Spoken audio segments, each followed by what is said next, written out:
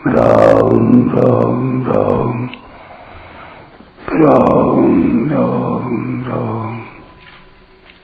राम राम राम नारायण नारायण।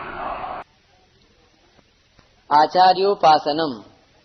वेद्या और सदुपदेश देने वाले गुरु का नाम भी आचार्य है और उनकी सेवा से भी लाभ होता है, परंतु यहाँ आचार्य पद परमात्म तत्व को प्राप्त जीवन मुक्त महापुरुष का ही वाचक है। आचार्य को दंडवत प्रणाम करना, उनका आदर सत्कार करना और उनके शरीर को सुख पहुँचाने की शास्त्र विहित चेष्टा करना भी उनकी उपासना है, पर वास्तव में उनके सिद्धांतों और भावों के अनुसार अपना जीवन बनाना ही उनकी सच्ची उपासना है। कारण कि देहाभिमानी की सेवा तो उसके देह की सेवा करने से ही हो जाती है, पर गुणातीत महापुरुष के केवल देह की सेवा करना उनकी पूर्ण सेवा नहीं है। भगवान ने दैवी संपत्ति के लक्षणों में आचार्योपासनम पद न देकर यहाँ ज्ञान के साधनों में उसे दिया है। इसमें एक विशेष रहस्य की बात मालूम देती है कि ज्ञान मार्ग में गुरु की जितनी आवश्यकता है उतनी आवश्यकता भक्ति मार्ग में नहीं है। कारण कि भक्ति मार्ग में साधक सर्वथा भगवान के आश्रित रहकर ही साधन करता है, इसलिए भगवान स्वयं उस पर कृपा करके उसके योगक्षेम का वहन करते हैं, उसकी कमियों को विघ्न बाधाओं को दूर कर देते हैं और उसको तत्व ज्ञान की प्राप्ति करा देते हैं। परंतु ज्ञान मार्ग में साधक अपनी साधना के बल पर चलता है, इसलिए उसमें कुछ सूक्ष्म कमियां रह सकती हैं। जैसे शास्त्रों एवं संतों के द्वारा ज्ञान प्राप्त करके जब साधक शरीर को अपनी धारणा से अपने से अलग मानता है तब उसे शांति मिलती है। ऐसी दशा में वह यह मान लेता है कि मेरे को तत्व ज्ञान प्राप्त हो गया, परंतु जब मान अपमान की स्थिति सामने आती है अथवा अपनी इच्छा के अनुकूल या प्रतिकूल घटना घटती है तब अंतःकरण में हर्ष शोक पैदा हो जाते हैं, जिससे सिद्ध होता है कि अभी तत्व ज्ञान हुआ नहीं। किसी आदमी के द्वारा अचानक अपना नाम सुनाई पड़ने पर अंतःकरण में इस नाम वाला शरीर मैं हूँ ऐसा भाव उत्पन्न हो जाता है, तो समझना चाहिए कि अभी मेरी शरीर में ही स्थिति है। साधना की ऊंची स्थिति प्राप्त होने पर जागृत अवस्था में तो साधक को जड़ चेतन का विवेक अच्छी तरह रहता है, पर निद्रावस्था में उसकी विस्मृति हो जाती है।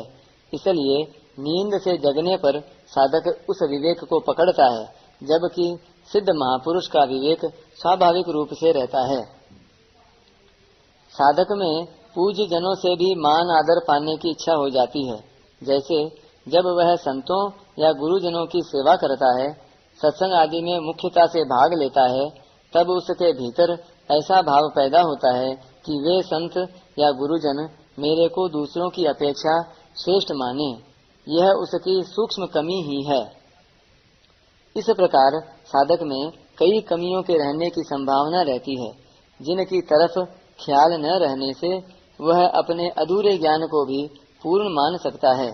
इसलिए भगवान आचार्योपासनम पद से यह कह रहे हैं कि ज्ञान मार्ग के साधक को आचार्य के पास रहकर उनकी अधीनता में ही साधन करना चाहिए। चौथे अध्याय के 34वें श्लोक में भी भगवान ने अर्जुन से कहा है कि तू तत्वज्ञ जीवन मुक्त महापुरुषों के पास जा, उनको दंडवत प्रणाम कर, उनकी सेवा कर और अपनी जिज्ञासा पूर्ति के लिए नम्रता पूर्वक प्रश्न कर, तो वे तत्वदर्शी ज्ञानी महात्मा तेरे को ज्ञान का उपदेश देंगे। इस प्रकार साधन करने पर वे महापुरुष उसकी उन सूक्ष्म कमियों को, जिनको वह खुद भी नहीं जानता, दूर करके उसको सुगमता से परमात्म तत्व का अनुभव करा सकते हैं। साधक को शुरू में ही सोच समझकर आचार्य संत महापुरुष के पास जाना चाहिए। आचार्य गुरु कैसा हो, इस संबंध में ये बातें ध्यान में रखनी चाहिए। पहली बात, अपनी दृष्टि में जो वास्तविक बोधवान तत्वज्ञ दिखते हों। दूसरी बात, जो कर्मयोग, ज्ञान योग, भक्ति योग आदि साधनों को ठीक ठीक जानने वाले हों। तीसरी बात, जिनके संग से वचनों से हमारे हृदय में रहने वाली शंकाएं बिना पूछे ही स्वतः दूर हो जाती हों। चौथी बात, जिनके पास में रहने से प्रसन्नता शांति का अनुभव होता हो। पांचवी बात, जो हमारे साथ केवल हमारे हित के लिए ही संबंध रखते हुए दिखते हों। छठी बात, जो हमारे से किसी भी वस्तु की किंचन मात्र भी आशा न रखते हों। सातवीं बात, जिनकी संपूर्ण चेष्टाएं केवल साधकों के हित के लिए ही होती हों। आठवीं बात, जिनके पास में रहने से लक्ष्य की तरफ हमारी लगन स्वतः बढ़ती हो। नवीं बात, जिनके संग, दर्शन, भाषण, स्मरण आदि से हमारे दुर्गुण दुराचार दूर होकर स्वतः सद्गुण सदाचार रूप देवी संपत्ति आती हो। और 10वीं बात, जिनके सिवाय और किसी में वैसी अलौकिकता विलक्षणता न दिखती हो। ऐसे आचार्य संत के पास रहना चाहिए और केवल अपने उद्धार के लिए ही उनसे संबंध रखना चाहिए। वे क्या करते हैं, क्या नहीं करते, वे ऐसी क्रिया क्यों करते हैं, वे कब किसके साथ कैसा बर्ताव करते हैं आदि में अपनी बुद्धि नहीं लगानी चाहिए, अर्थात उनकी क्रियाओं में तर्क नहीं लगाना चाहिए।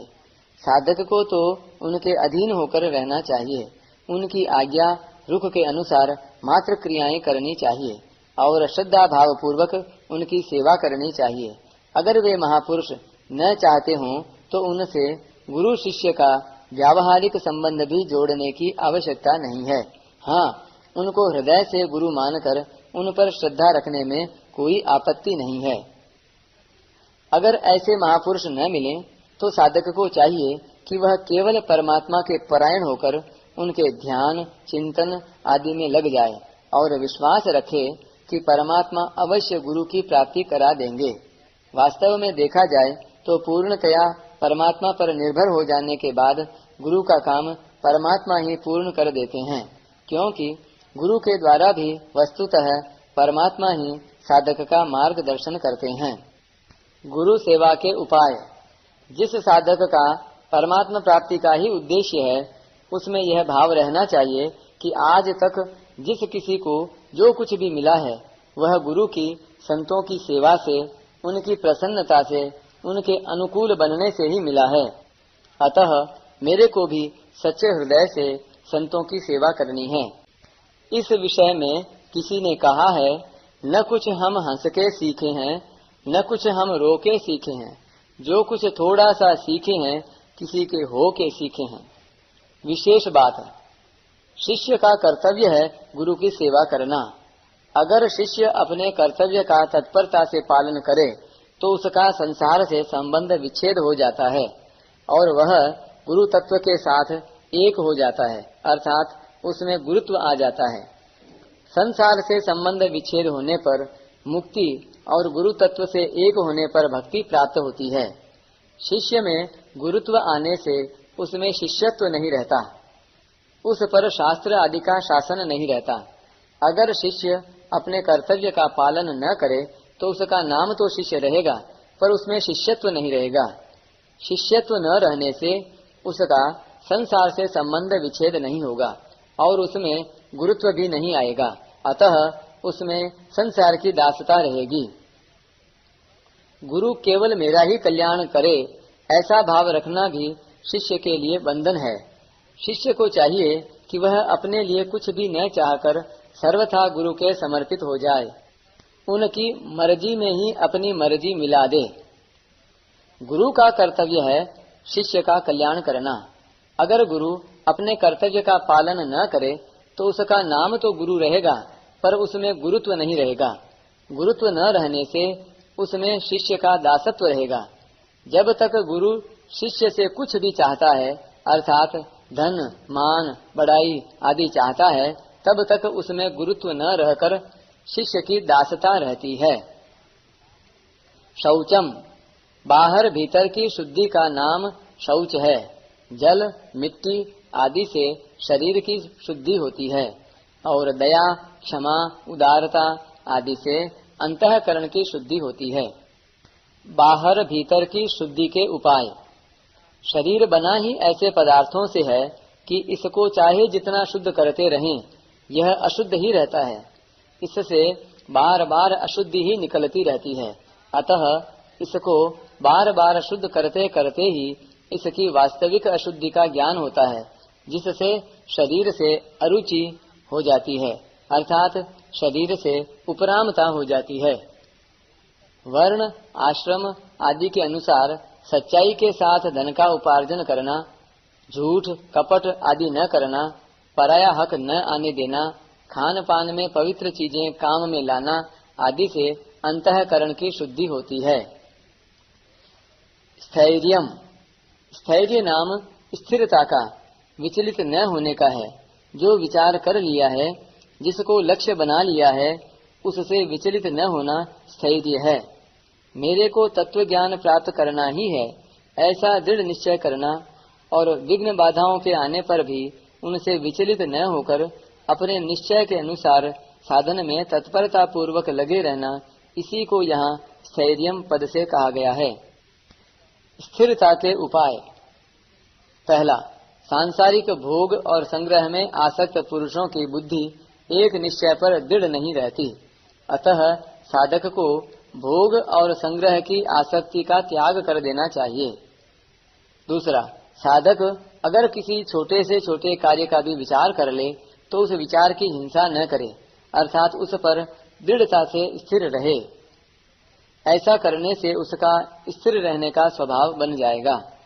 तीसरा, साधक का संतों और शास्त्रों के वचनों पर जितना अधिक विश्वास होगा, उतनी ही उसमें स्थिरता आएगी। आत्म विनिग्रह, यहाँ आत्मा नाम मन का है और उसको वश में करना ही आत्म विनिग्रह है। मन में दो तरह की चीजें पैदा होती हैं, स्फुरणा और संकल्प। स्फुरणा अनेक प्रकार की होती हैं और वह आती जाती रहती है, पर जिस स्फुरणा में मन चिपक जाता है, जिसको मन पकड़ लेता है, वह संकल्प बन जाती है। संकल्प में दो चीजें रहती हैं, राग और द्वेष। इन दोनों को लेकर मन में चिंतन होता है। स्फुरणा तो दर्पण के दृश्य की तरह होती है। दर्पण में दृश्य दिखता तो है, पर कोई भी दृश्य चिपकता नहीं, अर्थात दर्पण किसी भी दृश्य को पकड़ता नहीं। परंतु संकल्प कैमरे की फिल्म की तरह होता है, जो दृश्य को पकड़ लेता है।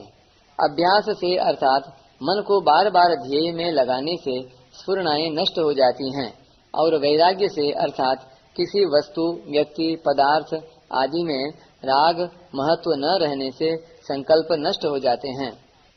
कार अभ्यास और वैराग्य से मन वश में हो जाता है।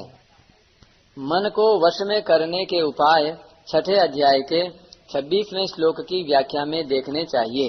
परिशिष्ट भाव, भगवान क्षेत्र के साथ माने हुए संबंध तादात्म्य को तोड़ने के लिए ज्ञान के साधन बताते हैं।